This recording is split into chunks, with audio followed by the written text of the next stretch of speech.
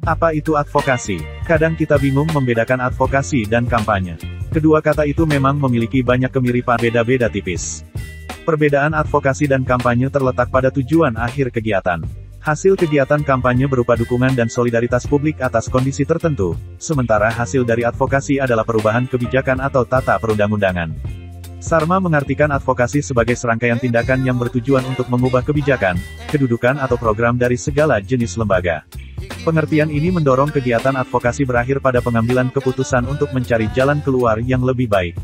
Sementara itu, kampanye merupakan tahap terpenting dari advokasi untuk mendesak atau perubahan kebijakan melalui dukungan kekuatan publik. Kerja advokasi merupakan proses yang dinamis sebab melibatkan seperangkat pelaku, gagasan, dan agenda yang selalu berubah.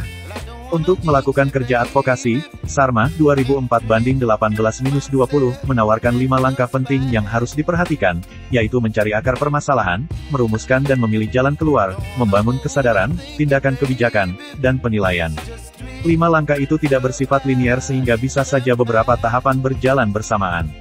Tahap pertama, mencari akar permasalahan. Pada tahap ini kita harus menetapkan agenda advokasi. Penetapan agenda harus mempertimbangkan skala prioritas, tidak seluruh masalah harus selesai secara bersamaan. Kita perlu memilah secara cermat masalah-masalah yang ada supaya dapat menemukan akar persoalannya. Setelah itu tetapkan lembaga dan kebijakan yang perlu diubah dengan menyusun alasan-alasan yang jelas. Setelah melakukan langkah pertama, maka tahap kedua, yaitu merumuskan dan memilih jalan keluar, segera menyusul. Seperti pekerjaan di dunia kesehatan, keputusan jenis pengobatan sangat tergantung ketelitian sang dokter dalam mendiagnosis penyakit.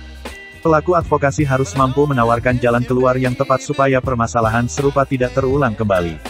Pada tahap ketiga, kita akan membangun kesadaran atau kemauan politik pihak-pihak yang terlibat dalam masalah. Hal itu dapat diraih lewat pembentukan koalisi, menemui dan meyakinkan para pengambil keputusan, dan membangun penalaran seluruh pemangku kepentingan akan pentingnya perubahan kebijakan.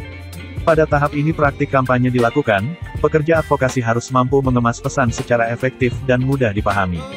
Tahap keempat, tindakan kebijakan. Pemahaman akan proses pengambilan keputusan dan strategi advokasi akan meningkatkan kemungkinan terciptanya celah peluang untuk bertindak. Tentu keputusan untuk bertindak dilakukan setelah akar permasalahan diketahui, tawaran jalan keluar diterima, dan ada kemauan politik pada pihak yang terkait untuk melakukan perubahan. Tahap kelima, penilaian. Penilaian perlu dilakukan untuk mengetahui efektivitas kegiatan advokasi.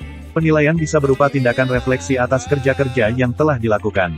Bila perlu buatlah sasaran dan strategi baru agar perubahan lebih mudah dilakukan. Selamat mencoba.